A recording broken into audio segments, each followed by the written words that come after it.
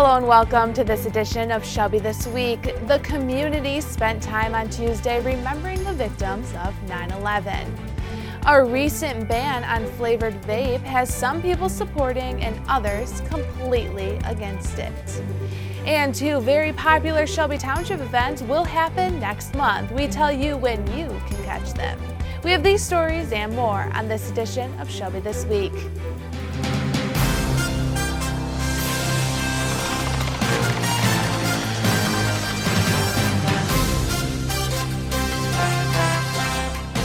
While a number of years have passed, our country continues to remember and honor the lives lost on September 11th, 2001. Kyle Warzebach has more. September 11th, 2001 is a day that no one wants to remember, but it's a day no one can ever forget. On the 18th anniversary of that tragic day, those in Shelby Township still remember it like it was yesterday.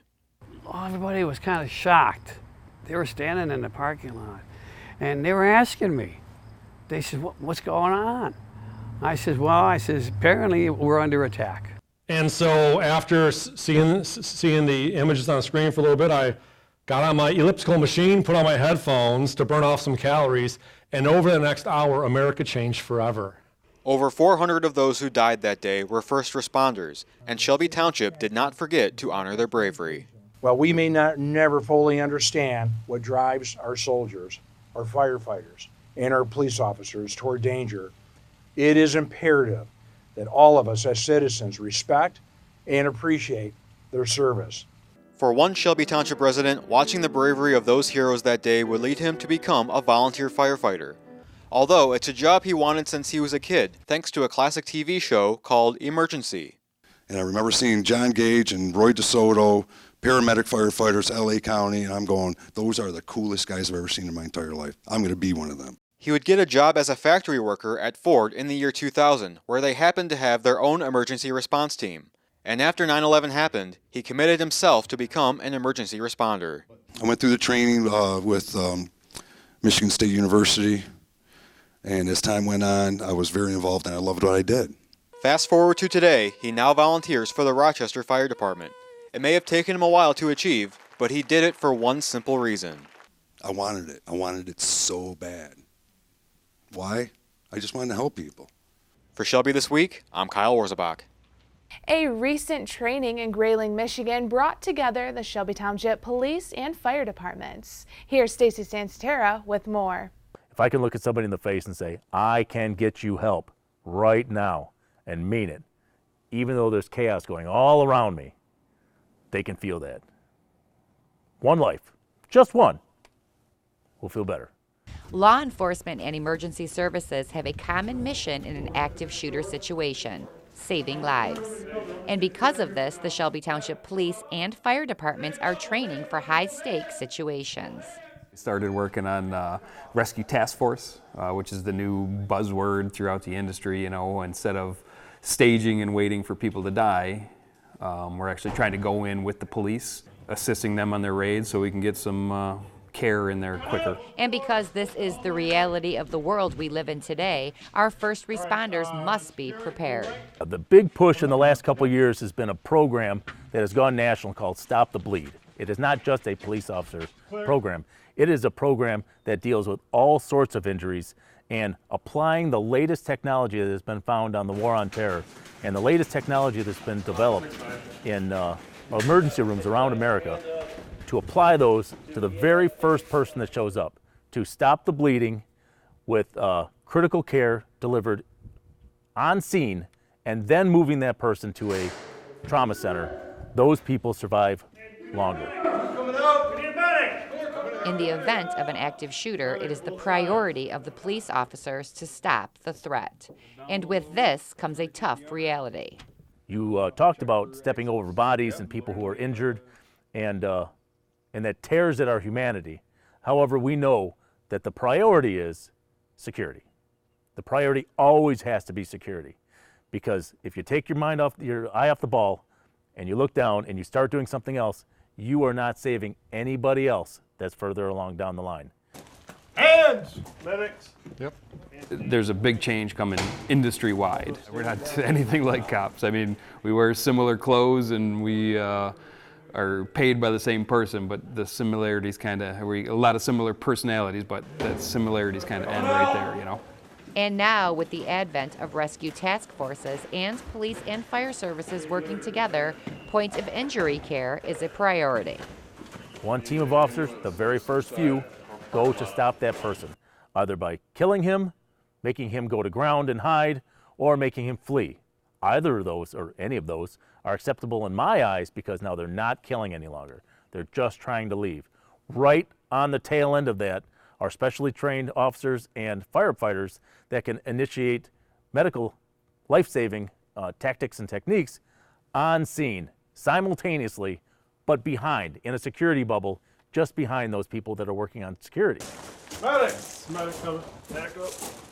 Our main focus and our main priority has always been saving lives. So regardless of how we do it, if it's on a fire, if it's on an ambulance, if it's on a river, or if it's in an active shooting, then it's our job to save lives, you know. Tap. For Shelby This Week, I'm Stacy Sansatera. Not too fast. For more on this training, watch this month's Straight Talk with Chief Shelby, airing on ShelbyTV and online. Michigan Governor Gretchen Whitmer has put a 6-month ban on all online and retail sales of flavored vape products in the state. And members of the community have mixed feelings toward this ruling.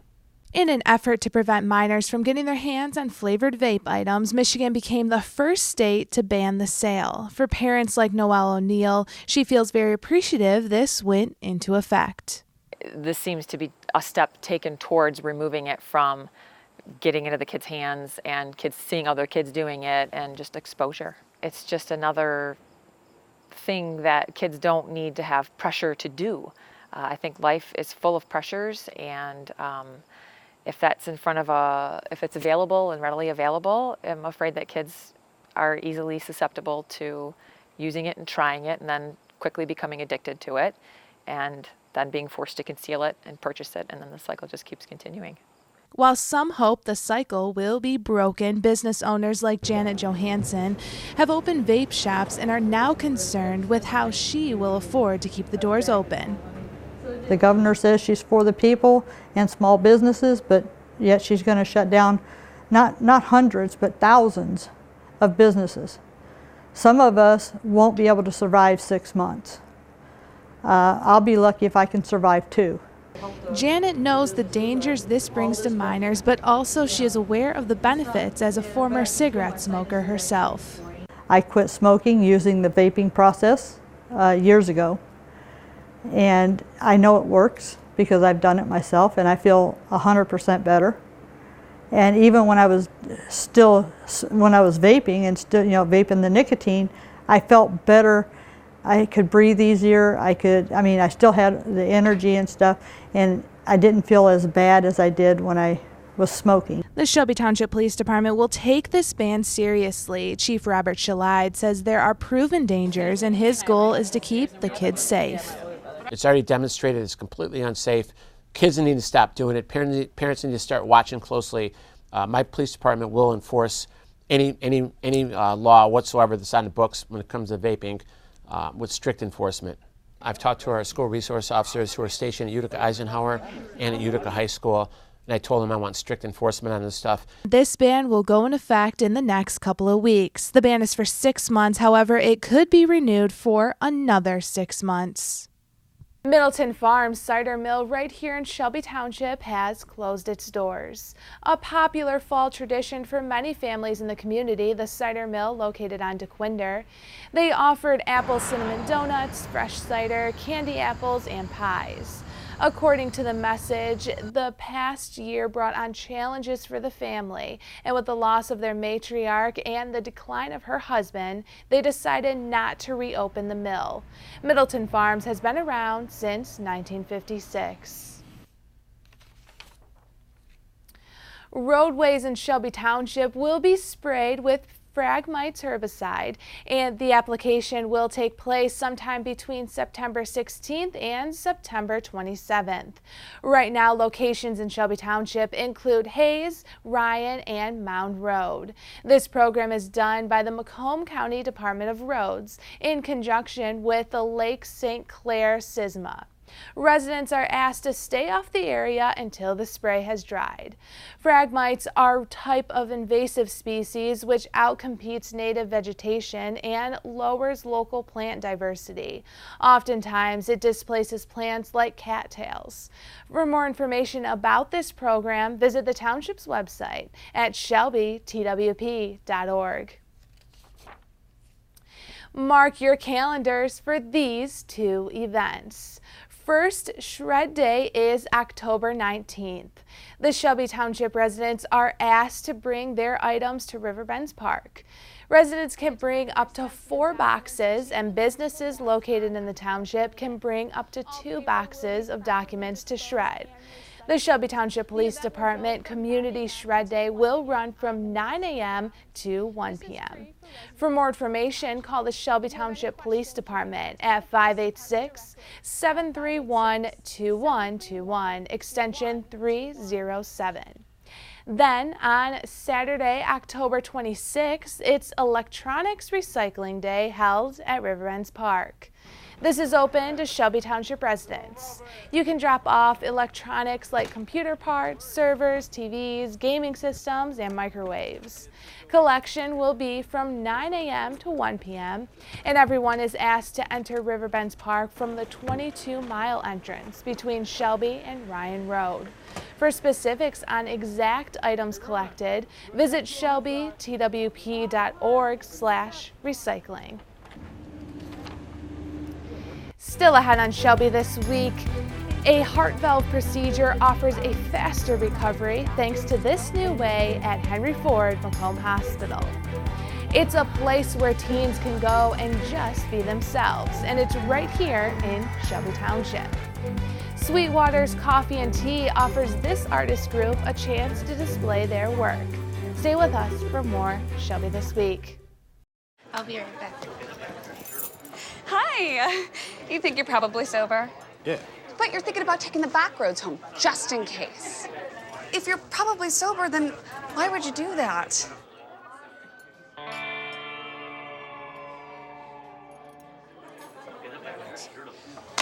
Good choice.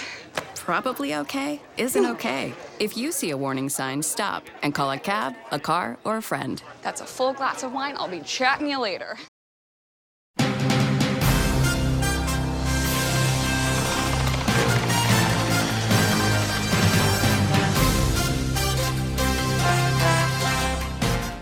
Advancements in the medical field offer convenience for patients. One Shelby Township woman is benefiting from these practices after a recent procedure at Henry Ford Macomb Hospital. For 82-year-old Carol Wesner, the feeling of heart palpitations and fatigue are a thing of the past, thanks to doctors at Henry Ford Macomb Hospital. After being diagnosed with aortic stenosis, Carol became only the second person to have this catheter-based replacement at the hospital in Macomb County. It was very exciting to know, first of all, that I was going to be a pioneer of sorts, and the fact that it was going to be done at Henry Ford Macomb, close to home. I wouldn't have to go downtown, and like I said, just being a pioneer made me feel special. Safer and just as effective, the 2-hour procedure allows for doctors to go in using thin catheters and expand the valve using a balloon and unblocking so blood can flow to the heart and rest of the body. And for Carol, results were immediate. It is even better because the patient is not under general anesthesia. The patient does not have the chest cracked open. I went home the very next day after the procedure was done. I took 3 to 5 days of being kind of calm, cool, and collected, and then life went on. I did all of the things. I had to wait a week before I could drive, but then I kind of picked up the pace gradually. Shopping, working out in the yard, going to church, going to a meeting, meeting my friends. Life was normal. I felt wonderful. As they say, life goes on and the world keeps turning. Carol's health is no longer a concern and she is feeling great. It's a place for teens to go and just be themselves, and it's right here in Shelby Township. The Shed opened their doors officially with a ribbon cutting. 1, 2, 3! Their mission is to prevent suicide among teens, and it's designed by teens and for teens. It's a place where high school students can go after school and just be themselves. The man behind this mission is Dennis Ligio, who founded the nonprofit No Resolve in 2007. He lost his father to suicide at age 14. Knowing how important it is to provide teens with an outlet to just be themselves, he decided to open the Shed. A student advisory has been planning and providing their ideas for the space. Now with it open to everyone, the students are excited to share it with the public. It's like surreal because we put so many hours of work into everything, and to actually see it, it's amazing. I hope it brings a safe place and for teens out there to feel like they have somewhere to go, they don't feel alone. An opportunity to create, connect, and confide will hopefully spread a positive message for students in the area. And since it's a youth-driven place, the teens on the advisory board are ready to meet other people from around Macomb County. It means a lot to me because it feels like I have a responsibility that I wouldn't have elsewhere, like in school or at home possibly. And having a place where I can run and I can help other teens become leaders like I am is really special, and I'm glad it's an opportunity that I have. While it is a space for teens, there is an adult advisory board. Shelby Township Treasurer Michael Flynn is the newest member and joins the team of 12. It's such an important cause because you know, aside from car accidents, suicide is one of the leading killers of young people. And mental illness, we see it with these school shootings and everything else, is a big problem in our country. And I think the more people that pay attention to it and talk about it out in the open, the better chance we have of helping people and solving these problems. The Shed invites all high school students in the area to get involved. For more information about this space, visit noresolve.org. Now in its 8th year, the Shelby Community Foundation is bringing their Fall Luncheon. On Friday, October 4th at the Shelby Gardens Banquet and Events Hall, guests will enjoy lunch, a silent auction, and guest speakers. Each year, the Community Foundation takes on a topic which is relevant with what is happening in society. Chairperson Kimberly Ender says this presentation could help adults know the warning signs and learn how to deal with cyberbullying. We hear about these problems happening on a big stage, but these problems are happening in our neighborhoods and maybe in our families. And we need to learn to identify these problems before they become bigger problems like a loss of life or cyberbullying is happening. And if we can find out to identify it, to see it in our own families, in our community, try to prevent it. Tickets are $35. The luncheon is from 11 a.m. to 2:30 p.m. For tickets, visit ShelbyCommunityFoundation.org or call 586-909-5305. The internet can be a very dangerous and scary place regardless of your age. Children are considered digital natives because they have been brought up in the technology from a very early age.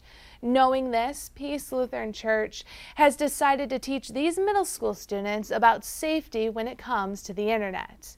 Rose Crawford with Protect Young Eyes travels around to schools speaking on tips and ideas to help both students and parents approach the digital world with knowledge.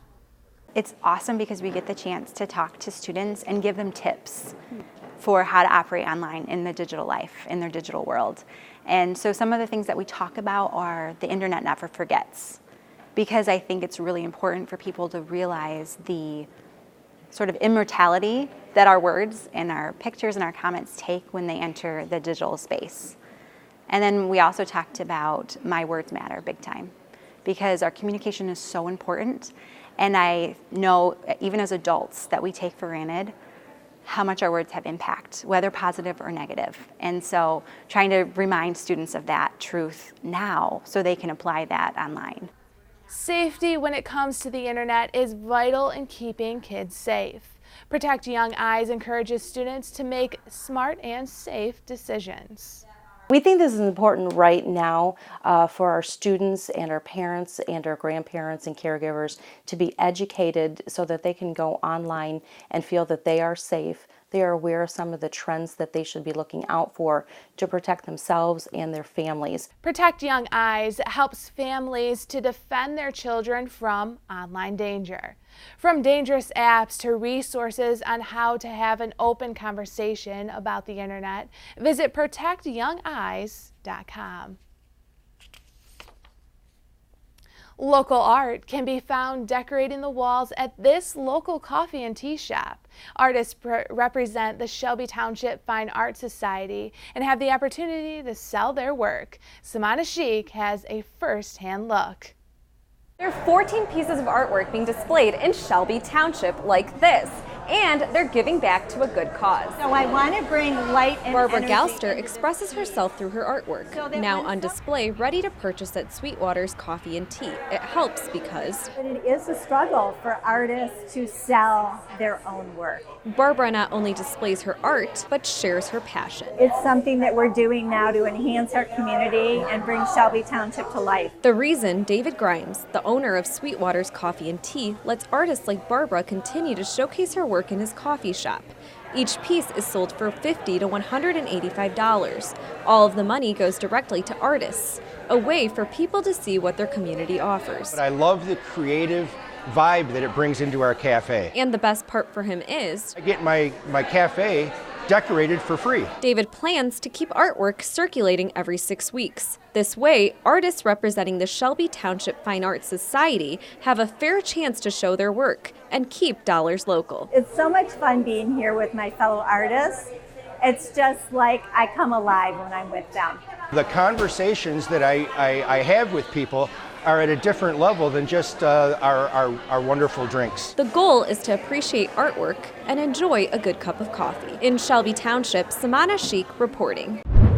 With a very unique name, this cat deserves a forever home. Chicken Noodle might be an older cat, but she is ready for someone out there. Chicken Noodle is very gentle. She's not really playful, could be because she's 12 years old. So Chicken Noodle would do best in a home with no kids or no other animals. In her previous home, we did find out that she was having some litter box issues when a child came into the home. So that probably stressed her out, and there just wasn't a lot of time to get used to that environment. So we think that she would do best, especially with her age right now, she would just do best as the only pet. If you're interested in Chicken Noodle, you just come down to the shelter here on 22 Mile Road, fill out a quick form, and you'll have the ability to meet Chicken Noodle in person. Chicken Noodle is a really sweet cat that unfortunately gets overlooked because of her age. But just like any cat in the shelter, she can give you just as much love as a kitten or a 5-year-old cat as well. So, we always encourage people to give the older cats a chance, because sometimes those are the easiest ones to transition into a home. So, try and look past the age if you can. She still has a long life ahead of her and a lot of love to give. The Utica Chieftains came into Week 3 2-0 on the season as they hosted arch rival Utica Ford. Ford came out hot in the first quarter by scoring 2 unanswered touchdowns. The Chieftains finally got a spark from their offense late in the second quarter as Zach Keene threw a 40-yard touchdown pass to Brett Berg on 4th and 11. But the offense couldn't keep up their momentum as several mistakes in the key situations ruined their chances of a comeback. The Falcons went on to win by a score of 28-7. Utica goes back on the road this week to face last year's MAC White Division champ, Grosse Pointe South. In other local action, the Eisenhower Eagles traveled southeast to face their reigning Division I champions, the Chippewa Valley Big Reds. In the first half, the Eagles kept things close with some stingy defense. And this long touchdown catch and run from Blake Rasicue to Stephen Nagolski. This first half ended with Chippewa Valley up 7-6. In the second half, the Big Reds would pull away from the Eagles despite Eisenhower touchdowns to Ethan Barker and Steve Nagolski. With 27 points in the second half against a respectable defense, the Big Reds stay undefeated as Eisenhower falls to Chippewa Valley 34-19. You can catch more from these games by watching the Eisenhower Review and the Utica Chieftain Rewind. Turn in your used instruments at Utica High School. The Band Boosters will be hosting the sale on Saturday, September 21st. It's open to the public and it gives people the opportunity to buy and sell a variety of musical instruments. For people who want to sell their instruments, appraisers will be available from 8 a.m. to 11 p.m. From 1 p.m. to 4 p.m., doors will open for shoppers. At the end of the sale, sellers will pick up their payment, or if their instrument did not sell, then they'll pick up their instrument. The sale will be located at the school. This is a fundraiser for the Utica High School instrumental programs. The new Shelby Township 41A Court Building opened earlier this summer. An American flag was presented by the Police Department Honor Guard following the 9/11 ceremony on the municipal campus.